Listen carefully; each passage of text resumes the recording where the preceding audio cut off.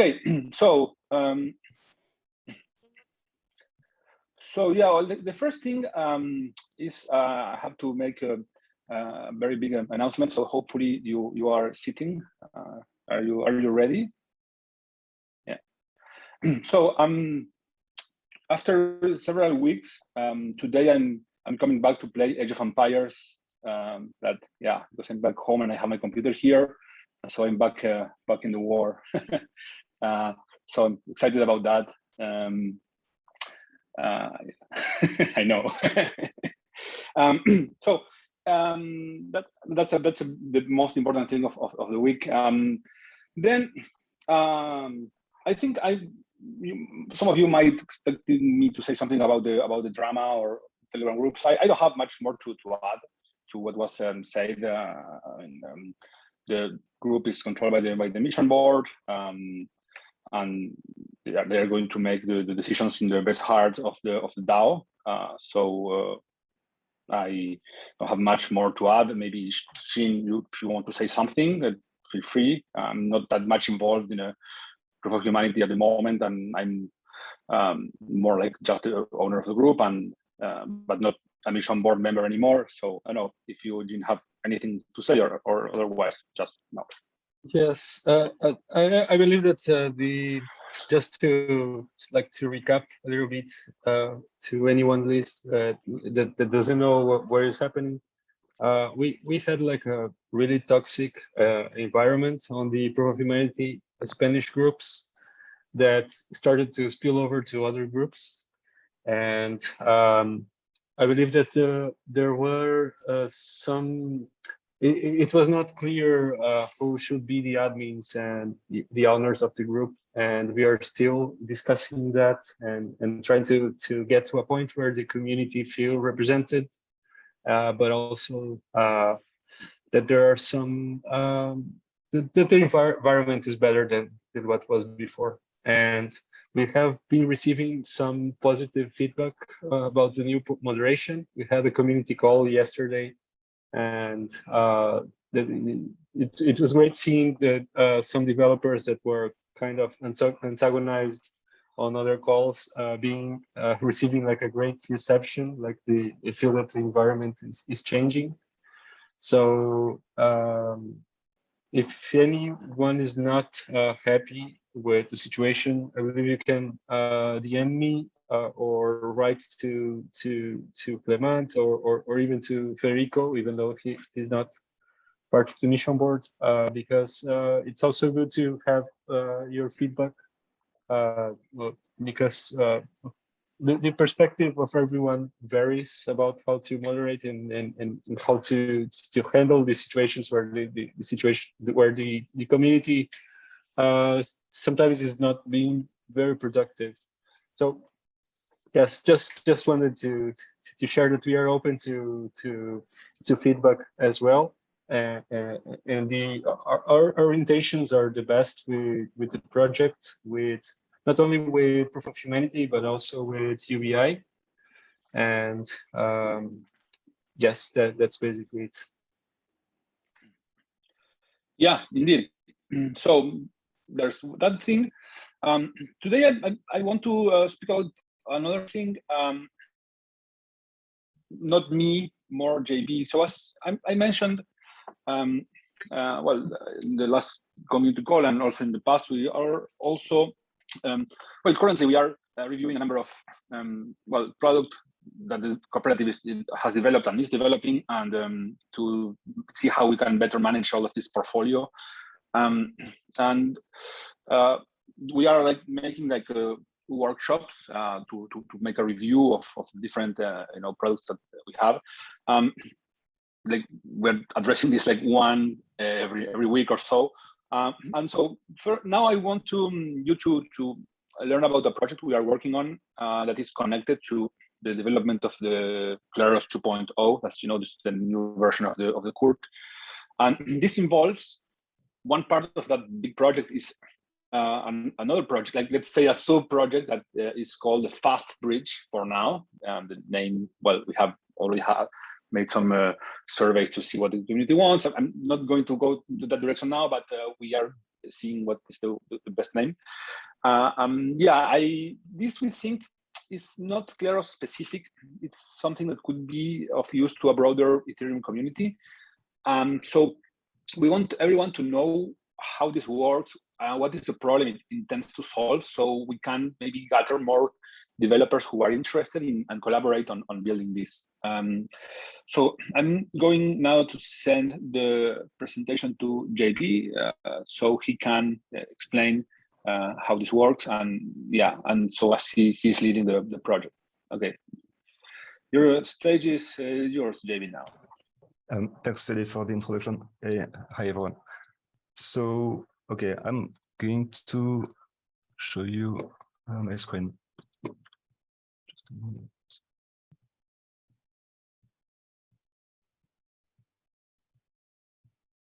Oh, can you see that? Yes. Yes. Awesome. All right. So, so the fast bridge, it's something that came out of the work done on the Kleros v2. And all right, so why are we building a fast bridge? There is this interoperability problem with optimistic rollups. I'm sure you've all heard about it, because those rollups are optimistic. They must wait for 7 days to see whether things are going well or not, and that means that anything that goes out of the optimistic rollup, whether they are tokens or messages, they're basically frozen for 7 days. So there's that, and also the fact that it's sort of expensive to use because it's there's a lot of smart contracts involved in those interactions. All right. So what would be the solution for that? Well, before I get into the solution, what would not be a solution? So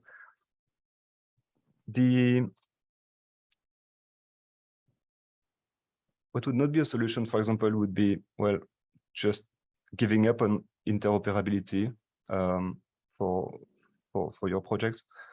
So let's say if you have messages, if you need to have messages going from the optimistic rollups to Ethereum, you could be tempted to say, well, let's just stay on either side of the bridge.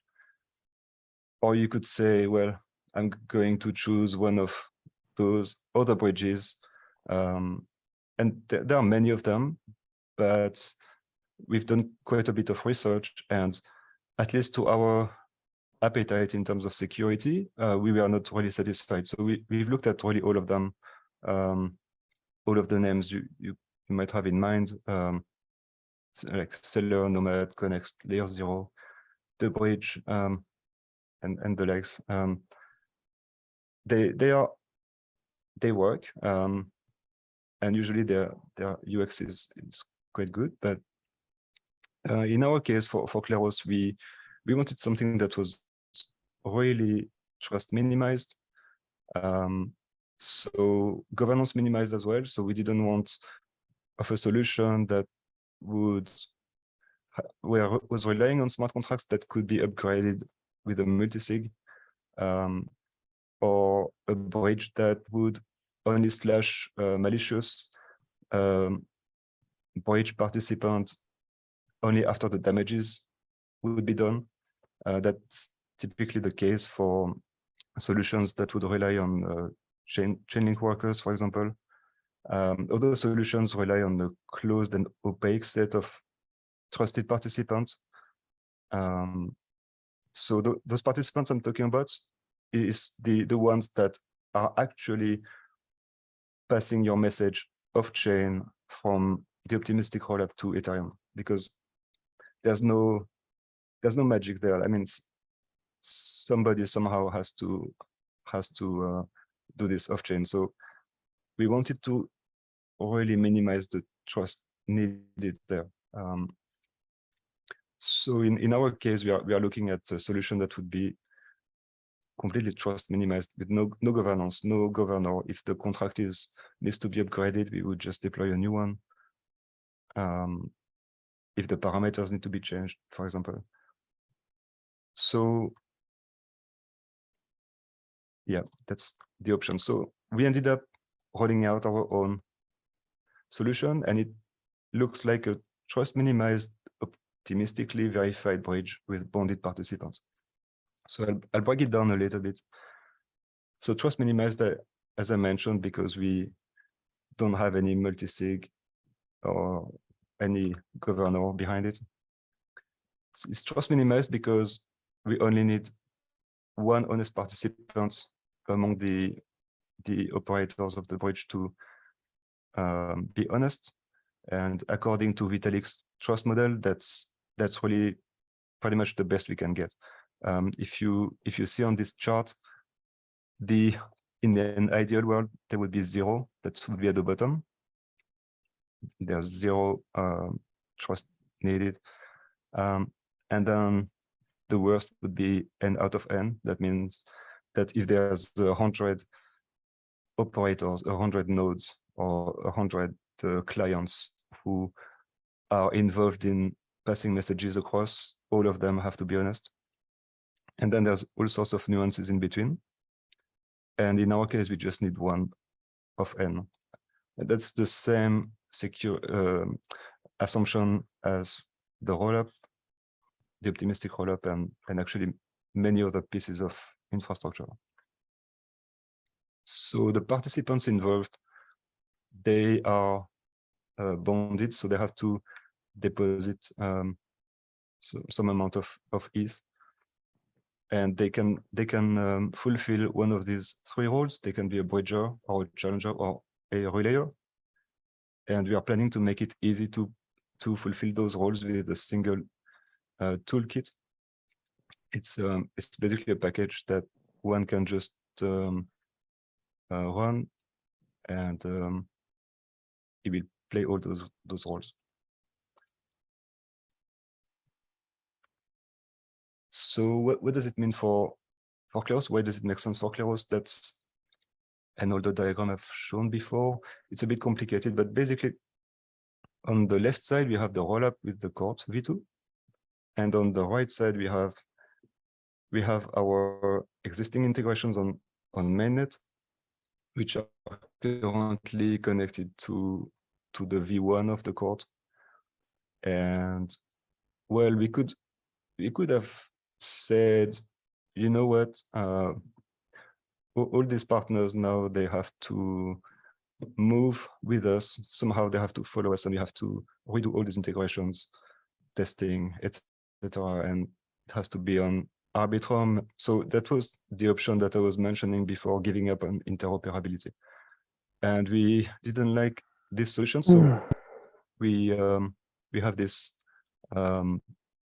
fast bridge with the messages going from right to left. They are actually not the most interesting to us because we don't necessarily need the fast bridge for that. But from the left to the right side, there are rolling messages which actually can benefit from the fast bridge. So in this case, with the fast bridge, they don't have to wait for 7 days, and they can be passed across faster and more cheaply. All right. Okay, what happens if the whole optimistic assumption does not work? It's actually perfectly safe. We just fall back onto the canonical bridge that is operated by the rollup, and then we incur the delay as it would have been the case anyway, otherwise. And yeah, that works well for Kleros. Kleros is not really too latency sensitive. So that works quite well for Kleros. And most importantly, we get the benefit of interoperability, so we don't need to migrate the existing integrations. And we save also a bit on the cost of bridging messages compared to using the Arbitrum bridge. Beyond Kleros, why a fast bridge? Actually, So when we were building the bridge, actually, it doesn't really take much effort to turn it into something that is not Kleros specific. So then the question becomes, well, is it useful for anyone else? Actually, any protocol that requires passing messages, especially out of Arbitrum or Optimism or any optimistic rollup, then they could benefit from this. You could imagine a version of Proof of Humanity that maybe is more, its home would be maybe more on Arbitrum and could be connected via the first bridge. There are many possibilities for Proof of Humanity, for example. Other governance voting mechanisms that would take place on chain. And we are just really exploring this. There's probably more use cases. What's the current status on the plan? We've already built a proof of concept of a first bridge that passes a single message across each time. So we've tested that the optimistic mechanism works in the good and bad scenarios. We currently have the smart contracts for the sorry, for the version that has batch messages. So that makes the first bridge a lot more efficient and also reliable to be able to pass batches of messages. That removes a lot of burden on the operators and it's more cost efficient as well. So we are currently reviewing the smart contracts for that, and we should have them deployed on the testnet in the coming weeks. And we are also starting soon the deployment of the light client, which is the package that will be provided to whoever wants to operate the first bridge. That being said, actually, nobody actually has to use this particular light client implementation. In theory, we could imagine that anyone could implement the interfaces, the protocol. And then, well, maybe a call to action. If anyone is interested in collaborating, in helping us building, testing, or even anyone who needs to use a bridge for better interoperability, please get in touch. And I think that's about it. Thank you. Thank you, JB. That's an awesome meme. I don't know if you have any questions, you can ask them now, or then we will share this video and you can watch it again and share it. I mean, we think that this is way bigger than Kleros, and we can collaborate with other projects and to make this better and stronger. So yeah, feel free to ask questions now if you have them, or well, connect to reach to us later, to JB in particular, so you can you can collaborate with this if you want.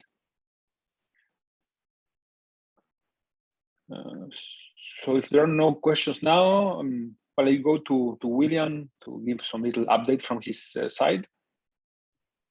Yeah, thanks. Glad to get to see the presentation. I already knew all that, but I was interesting. Like I'm happy that this is being advanced for the community. And from research, I don't have that much interesting to say. I've been spending a lot, good chunk of my week finishing my presentation for ECC. So for those of you who haven't heard me spiel about what I'm going to speak about there, I'm going to talk about sort of an overview of voting in crypto economics. I'm going to kind of compare how DAO voting and kind of the more Schelling point voting in Kleros is what kind of the dynamics are and what one needs in terms of voting system to respond well to these different use cases. And I'm going to try to pull in some of the innovations in sort of classical social choice theory, but also some of the more recent sort of crypto, in quotes, social choice theory, like quadratic voting and commitment voting, and talk about how they can fit into the different perspectives and where they're more or less appropriate. So that you'll have a chance to see that presentation in a few weeks. And then also on kind of the social choice theory front, I have an academic paper that is gradually working its way through a review process that I've been finishing the review, like the revisions for, so I can send it back to the reviewers. So that's, you know, a lot of little detail things, but hopefully that paper will be available for you all to read soon. Good.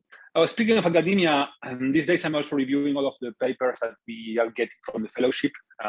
Very interesting research pieces, mostly this time about NFTs, because when we launched the program, this batch, the NFTs were the big thing. It was a bit after, you know, the Beeple sale. And so there's lots of interest in Kleros as curation mechanism for NFT marketplaces. So that there's that, and well, there's other topics as well.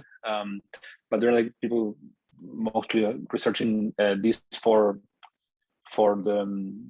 this batch, and we are planning to launch the next one in maybe in a few weeks when we have some time to prepare all of the materials for the launch. Then we, well, also many members of the team preparing their talks for UTHCC, myself included. I'm going to speak about NFTs this time.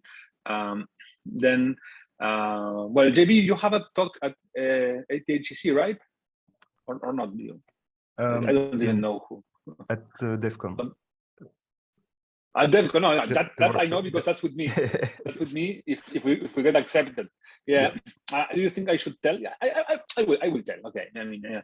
So this would put pressure on the DevCon organizers to accept us. And planning to do a workshop on how to build a DAO. So we have been working at Kleros for some time now. We have the incubator where we are supporting teams to build stuff connected to Kleros and Web3, of course. So this gave us a lot of more exposure to different projects and to help teams of entrepreneurs start with their projects and try to do it in the right way and not make the mistakes that we did and learn the hard way. So I had this idea of compressing into like a 3 hours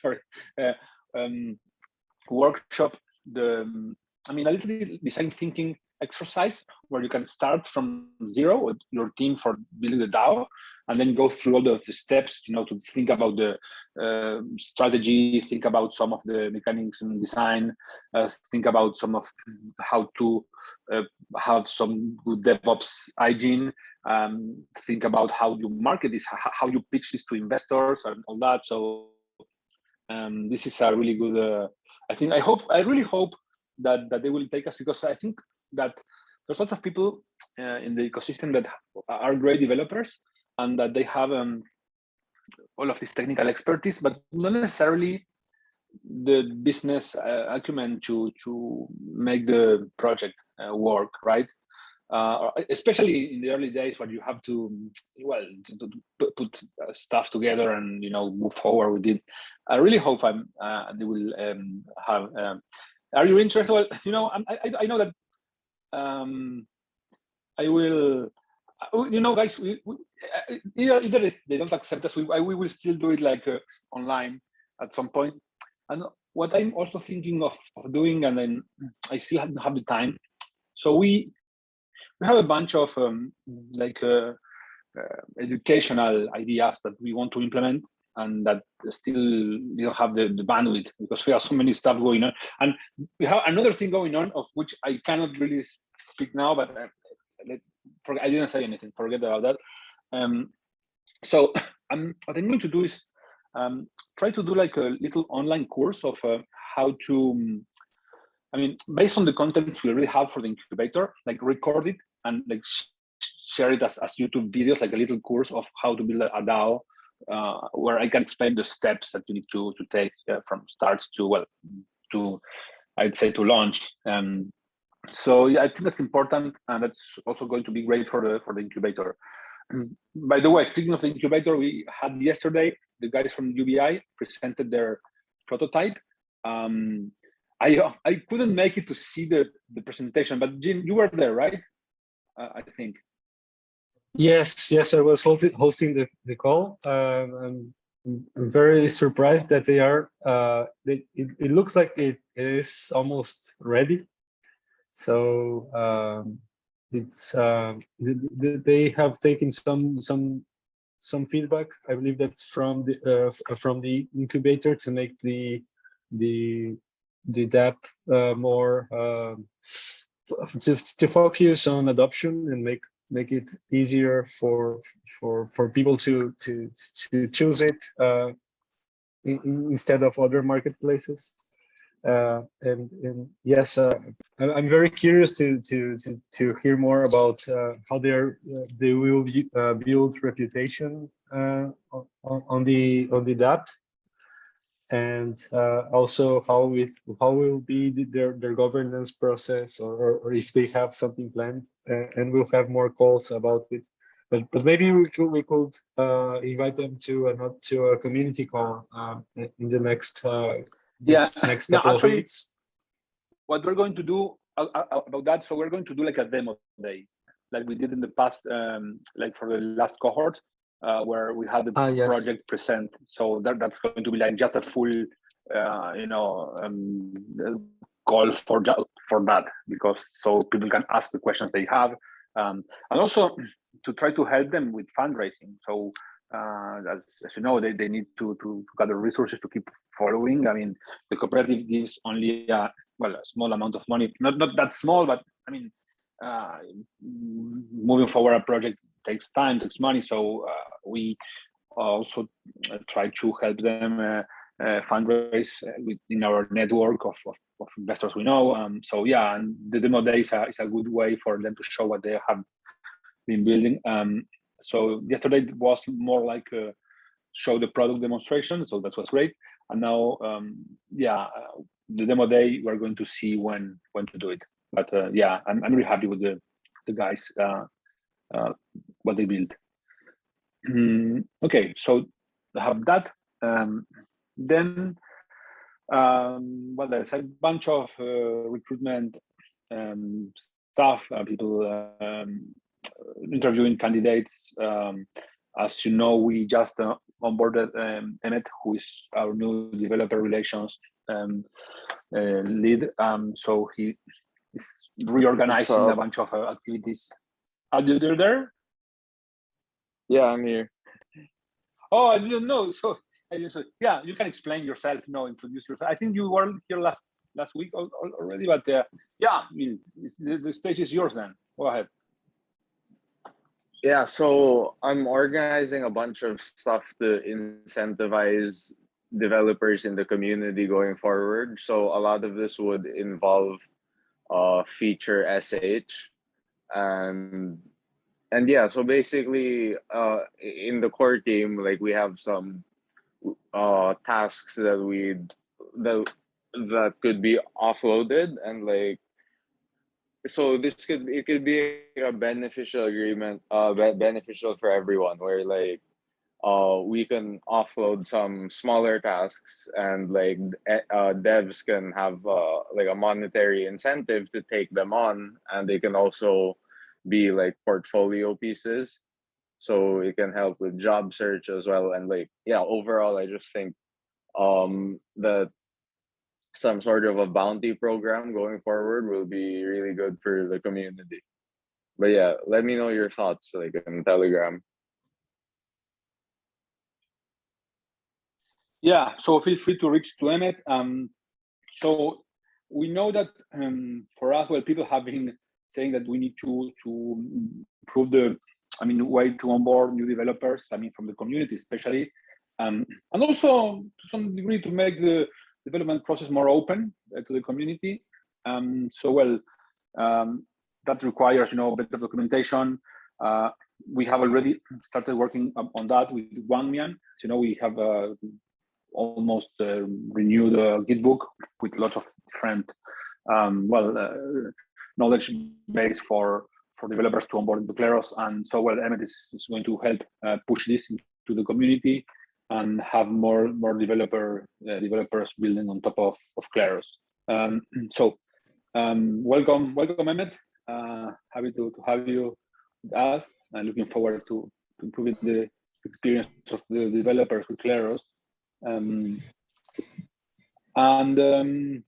I think that's it for this week. So thank you guys for coming, and well, I'm looking very much forward to my Age of Empires game today after many weeks of not playing. See you guys. Have fun. Bye bye. Bye everyone. Bye. Bye. Bye.